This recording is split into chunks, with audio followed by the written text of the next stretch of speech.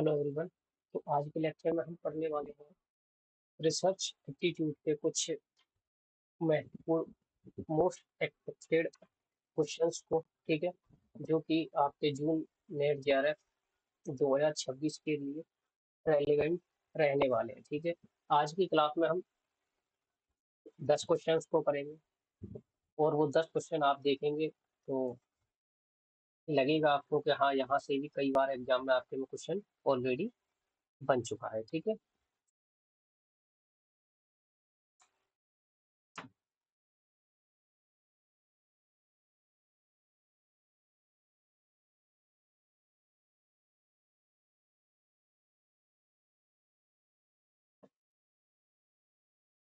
एक मिनट का वेट करिए और फिर मैं अपने लेक्चर को जो है स्टार्ट करता हूँ।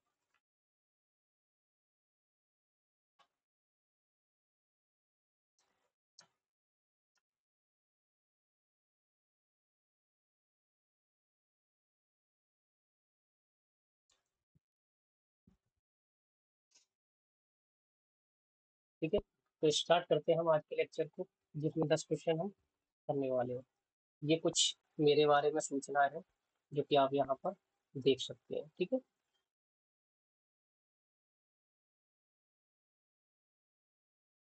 आगे लेक्चर को हम जो है स्टार्ट करते हैं। आज की क्लास का हमारा पहला क्वेश्चन है जिसमें रिसर्च के बारे में हमसे पूछा गया कि रिसर्च होती क्या है।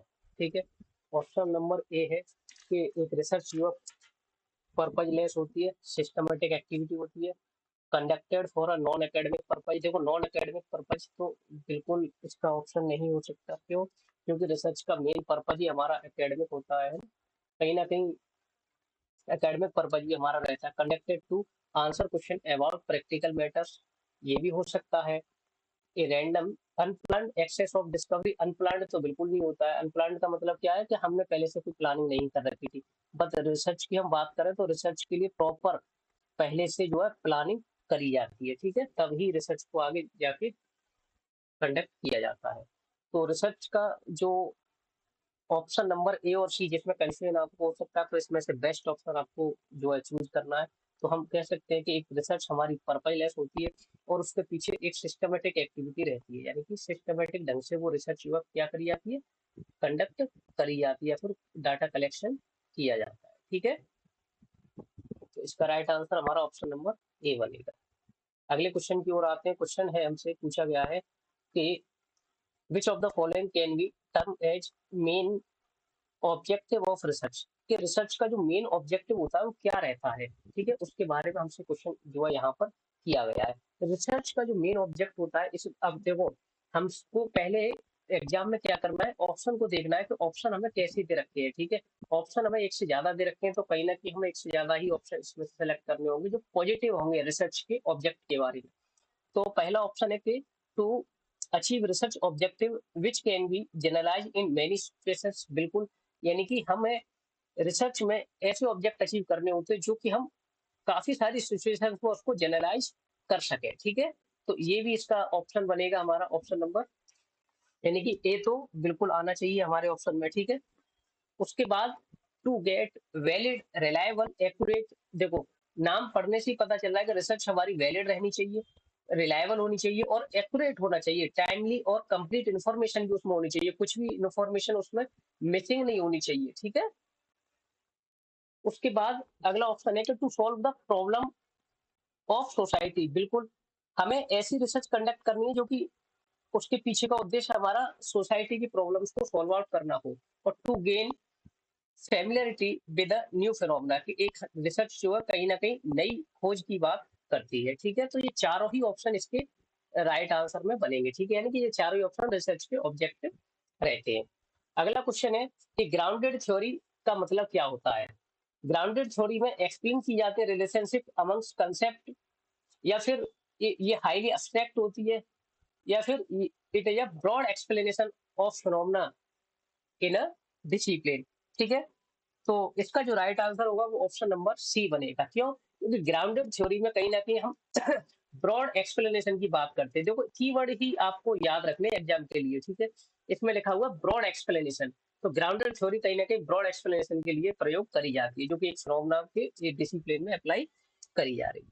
ठीक है, तो इसका राइट आंसर हमारा ऑप्शन नंबर सी बनेगा। ठीक है, अगले क्वेश्चन की ओर आते हैं, क्वेश्चन नंबर 4 की ओर। क्वेश्चन नंबर 4 में पूछा गया है हमसे कि द आइडिया ऑफ नॉलेज, यानी कि नॉलेज का आइडिया जो कि हमें आता है किससे, एक्सपीरियंस से, उसको क्या कहते हैं। यानी कि हमें कोई भी आइडिया आ रहा है हमारे माइंड में कोई भी आइडिया आ रहा है, और वो आइडिया आ कहाँ से रहा है, वो आ रहा है किसी हमारे एक्सपीरियंस के अकॉर्डिंग, है ना, कोई एक्सपीरियंस से आ रहा है हमें आइडिया, तो उसको हम क्या कहते हैं। ठीक है, क्वेश्चन हमसे ये कह रहा है। तो rationalism, deductive reasoning, inductive reasoning, या फिर एम्पिरिज्म। देखो, जब भी हम बात करते हैं एम्पिरिज्म की, तो एम्पिरिज्म का दूसरा नाम आप कह सकते हैं कि इसको हम एक्सपेरिमेंटल रिसर्च भी कहते हैं। क्या, एक्सपीरियंस रिसर्च भी कहते हैं हम। तो कहीं ना कहीं एक्सपेरिमेंट की बात करी जा रही है। नॉलेज, हमें आइडिया जो हमारे एक्सपीरियंस से आती है, जो हमें, है ना, जानते हैं हम उसके बारे में, तो वो हमारा एम्पिरिज्म रिसर्च होता है। ठीक है, यहाँ पर आपको एक्सपीरियंस भी लिखा हुआ आ सकता है, बट ऊपर जो है हमारे क्वेश्चन में एक्सपीरियंस लिखा हुआ था, इसलिए इन्होंने यहाँ पर ऑप्शन को थोड़ा सा मॉडिफाई करके एम्पिरिज्म लिख दिया। ठीक है, और जो डिडक्टिव है, डिडक्टिव का मतलब क्या होता है कि जनरल टू स्पेसिफिक होती है, जनरल टू स्पेसिफिक होती है। और जो इंडक्टिव रिसर्च होती है वो स्पेसिफिक टू जनरल होती है। ये थोड़ा सा याद रखना आप एग्जाम के लिए। ठीक है, स्पेसिफिक टू जनरल होती है। ठीक है, आगे चलते हैं अगले क्वेश्चन की ओर। तो इसका राइट आंसर मैंने ऑप्शन नंबर 4 बताया। ठीक है, क्वेश्चन नंबर 5 की ओर आते हैं। क्वेश्चन नंबर 5 हमसे कह रहा है कि which of the following description is a true concept of defining theory, यानी थ्योरी के बारे में कौन सा कंटेक्स्ट हमें सही एक्सप्लेन करता है। ठीक है, तो ऑप्शन कई सारे दे रखे हैं, एक ऑप्शन हमें कंफ्यूजिंग वाला भी दे रखा है जो कि ऑप्शन नंबर डी है, बट हमें देखना पड़ेगा कि क्या इसका राइट आंसर हो सकता है। तो N organize a body of concept and principles intended to explain a particular phenomena. Tentative explanation या new data either supportive or contradict. Opted to drive further research. जब हम इन तीनों ही ऑप्शंस को पढ़ते हैं, तो कहीं ना कहीं जो थ्योरी के बारे में है, वो हमें पहला ऑप्शन एक्सप्लेन कर रहा है कि जो ऑर्गेनाइज बॉडी ऑफ कंसेप्ट जो होते हैं, वो principle intended to explain in a particular phenomena, कि यानी कि कोई भी थ्योरी की बात हम करते हैं तो एक पर्टिकुलर फिनोमेना में अप्लाई होती है ना, एक पर्टिकुलर फिनोमेना से रिलेटेड होती है। ठीक है, पर्टिकुलर फिनोमेना से रिलेटेड होती है। ठीक है, तो इसका राइट आंसर हमारा ऑप्शन नंबर ए बनेगा। क्वेश्चन नंबर 6 की ओर आते हैं। एपिस्टेमोलॉजी का मतलब क्या होता है। एपिस्टेमोलॉजी का मतलब होता है, एक तरीके से हम इसकी बात करते हैं नॉलेज की स्टडी। ठीक है, यानी कि स्टडी ऑफ नॉलेज। ठीक है, स्टडी ऑफ नॉलेज की जब हम बात करते हैं तो वो हमारी बात होती है एपिस्टेमोलॉजी। ऑप्शन देख लेते हैं।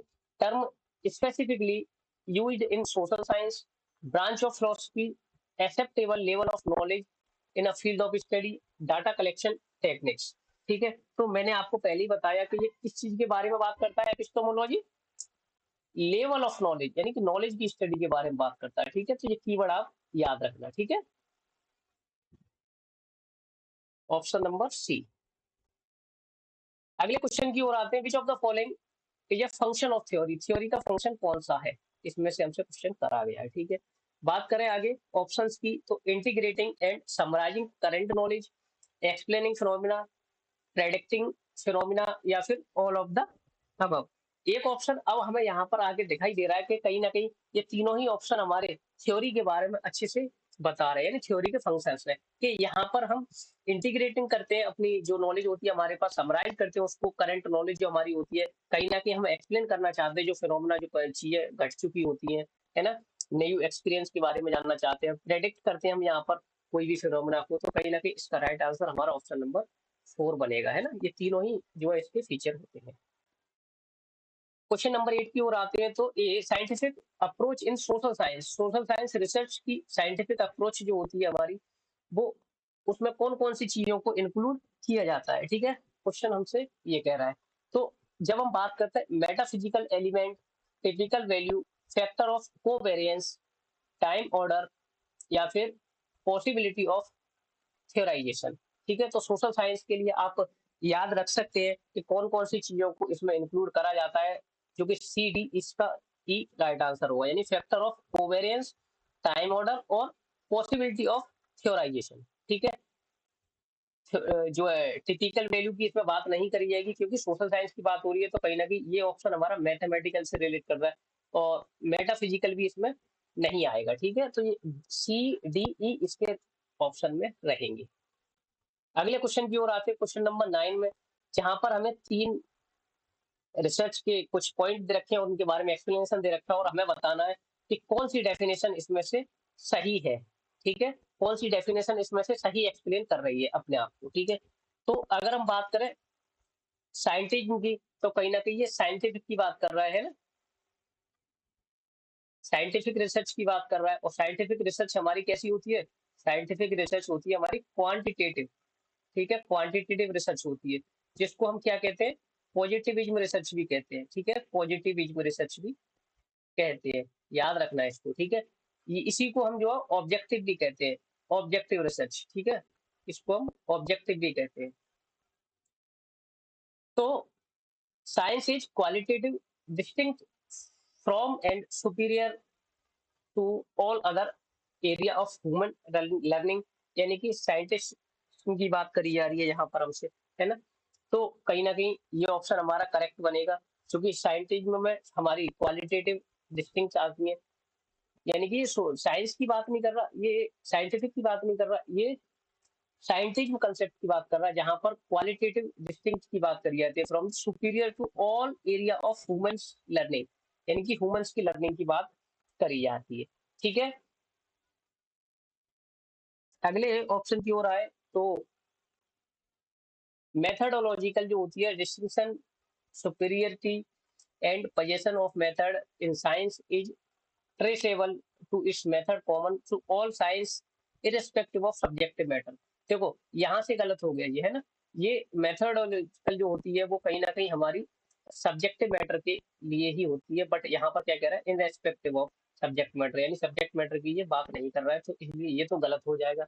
अगले क्वेश्चन की ओर आए तो इंडक्टिविज्म रिसर्च जो होती है वो कॉमन टू ऑल साइंस, सभी साइंस के लिए ये जरूरी होती है, नेचुरल और ह्यूमंस की बात यहाँ पर करी जाती है। ठीक है, तो ये भी हमारा सही एक्सप्लेनेशन दे रखा है, तो ए और सी सही एक्सप्लेनेशन है, यानी कि इसका राइट आंसर हमारा ऑप्शन नंबर डी बनेगा। ठीक है, अगले क्वेश्चन की ओर आते हैं, कंसीडर द फॉलोइंग स्टेटमेंट। यहाँ भी कुछ स्टेटमेंट दे रखी है और ये पांचों स्टेटमेंट, देखो इतना अच्छा क्वेश्चन है ये, पांचों स्टेटमेंट, ये जो 4 ऑप्शन मैंने नीचे आपको प्रोवाइड करे हैं, इन चारों में से किसी एक के फीचर हैं सभी। अब देख लेते हैं क्या है, कि सबसे पहले ऑप्शन पर है पॉजिटिविज्म, पोस्ट पॉजिटिविज्म। देखो पॉजिटिविज्म में मैंने क्या बताया आपको? क्वांटिटेटिव की बात करी थी मैंने बात करी थी क्वांटिटेटिव की। और पॉजिटिविज्म जो, पोस्ट पॉजिटिविज्म जो होती है क्वालिटेटिव की बात करती है, ये क्वालिटेटिव की बात करती है। ठीक है, और इंटरप्रेटिज्म और एक्सपेरिमेंटल, एक्सपेरिमेंटल भी कहीं ना कहीं क्वांटिटेटिव से रिलेट करेगी, बट यहाँ पर इसके फीचर्स कुछ अलग हो जाएंगे, जहां पर एक्सपेरिमेंटल में हम कॉज एंड इफेक्ट की बात करते हैं। ठीक है, अब देख लेते हैं, nature of reality is external to human mind, process of social reality, purpose of research is to find universal, scientific method and data are basically value free. और अगला ऑप्शन है हमारा लास्ट इसका, कि this is near to inductive approach. ठीक है, this is near to inductive approach. तो जो हमारी इंडक्टिव अप्रोच होती है, कहीं ना कहीं इंडक्टिव अप्रोच वो हमारी क्वालिटेटिव की बात करती है, ये क्वालिटेटिव की बात करती है। ठीक है, जब क्वालिटेटिव की बात कर रही है, तो क्वालिटेटिव मैंने आपको पहले ही बता दिया कि ये हमारा पोस्ट पॉजिटिविज्म होता है ना। सोशल रियलिटी आपका पोस्ट पॉजिटिविज्म का फीचर है, ह्यूमंस की बात करी जाएगी पोस्ट पॉजिटिविज्म का फीचर है। ठीक है, यूनिवर्सल की बात करी जाएगी पोस्ट पॉजिटिविज्म में आएगी, वैल्यू फ्री की बात करी जाएगी तो पोस्ट पॉजिटिविज्म की, यानी कि ये कुछ कीवर्ड्स आप ध्यान रख सकते हैं जो कि पोस्ट पॉजिटिविज्म के ही बनेंगे। ठीक है, तो यही थे आज की क्लास के हमारे 10 क्वेश्चन।